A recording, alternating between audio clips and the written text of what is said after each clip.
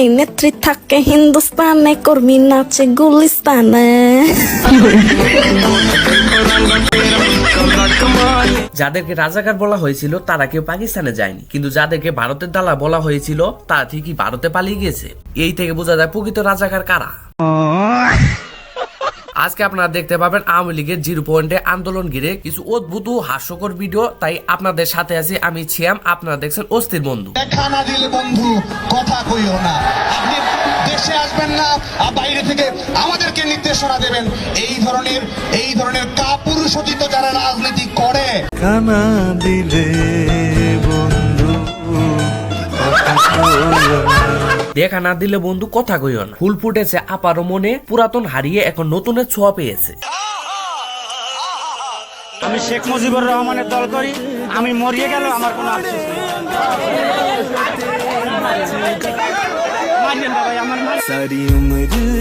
আহা, চাচা মনে করছিল শেখ মুজিবুরের নাম বলে পার পেয়ে যাবে, কিন্তু চাচা হয়তো জানে না আওয়ামী লীগের নাম শুনলে এখন মানুষের মাথা গরম হয়ে যায়। বাকি চাচাকে বঙ্গবন্ধুর কাছে পাঠানোর ব্যবস্থা করে নাই, না হয় চাচা আত্মা এসে বঙ্গবন্ধুর রাজনীতি করতে হতো।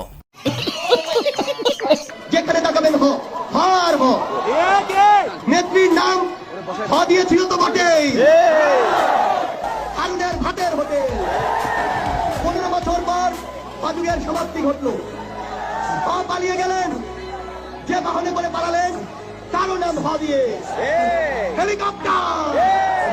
কিছুদিন আগে হার যুগের আবির্ভাব হয়েছিল। সেই হার যুগে তাদের কথার উপরে হার বদলে না বললেই পাঠিয়ে দিত সেই বিখ্যাত হারুন কাকার ভাতের হোটেলে। এখন হা দলে হাসো আপাও নেই, বিখ্যাত সেই ভাতের হোটেলও নেই। এভাবেই বাংলাদেশের বুক থেকে হারিয়ে গেল বিখ্যাত এক ভাতের হোটেল। সত্যি কথা যদি বলি, ছাত্রলীগের কর্মী হিসেবে ইউনূস সরকারের ঘোষিত প্রজ্ঞাপনের কোনো গুরুত্বই বাংলাদেশ ছাত্রলীগের কর্মীদের কাছে নেই। আপনারা থোড়াই কেয়ার করেন, তাহলে আপনারা পলাতক কেন? আহা, ছাত্রলীগ কাউকে দেখে ভয় পায় না, আর ডক্টর ইউনূসকে দেখে তো একদম পাত্তাই দেয় না। কে বলেছে ছাত্রলীগ পলাতক? ছাত্রলীগ এখন আগের চেয়ে ধার্মিক হয়ে গেছে, তার জন্য এখন ছাত্রলীগ বাড়িতে বাড়িতে এখন ইতিকাফে পড়ছে। আহারে কি কোন। আসসালামু আলাইকুম, বঙ্গবন্ধু সৈনিকদেরকে বলছি, আগামীকাল 10 নভেম্বর সবার সাথে দেখা হবে রাজপথে। ছাত্রলীগের স্বাধীনতার ঘোষক হচ্ছেন আমাদের আপামনি। সে বঙ্গবন্ধু সৈনিকদের স্বাধীনতার ভাষণে সবাইকে 0 পয়েন্টে অবরোধ করতে বলেছিল, কিন্তু অনেক খোঁজাখুঁজির পরেও 0 পয়েন্টে আপার সৈনিকদের খুঁজে পেলাম না। নামাজ পড়া ফরজ,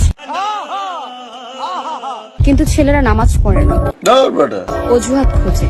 নামাজ পড়া ফরজ, কিন্তু ছেলেরা নামাজ পড়ে না। তাহলে মসজিদের ইমাম কারা? তারা কি ছেলে না? মেয়েরা যেহেতু এতই ধার্মিক, এখন থেকে ইমামের দায়িত্ব মেয়েদেরকে দিতে হবে। আর আপা হয়তো পর্দা করতে ভুলে গিয়েছে, কেউ এখন কমেন্টে তা স্মরণ করিয়ে দেন।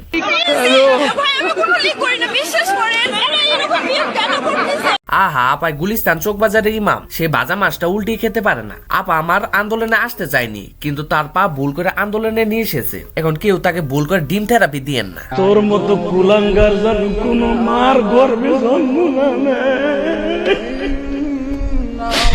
আর এই কথা বলার সাথে আমার মাথায় রক্ত উঠে গেল। স্বীকার করে যে আসলে সেই তার টাকা না পাওয়ার কারণে তার মাকে শ্বাসরোধ করে হত্যা করে। এরকম কুলাঙ্গার ছেলে যেন কোনো মার গর্ভে জন্ম না নেয়, যে সামান্য কিছু টাকার জন্য মাকে মেরে ফেলতে পারে। আমি সবাইকে অনুরোধ করবো, যারা প্রবাসে আছে তারা এই মুহূর্তে টাকা না পাঠিয়ে হাতে হাতে দেবেন, হাতে হাতে খরচ শেষ।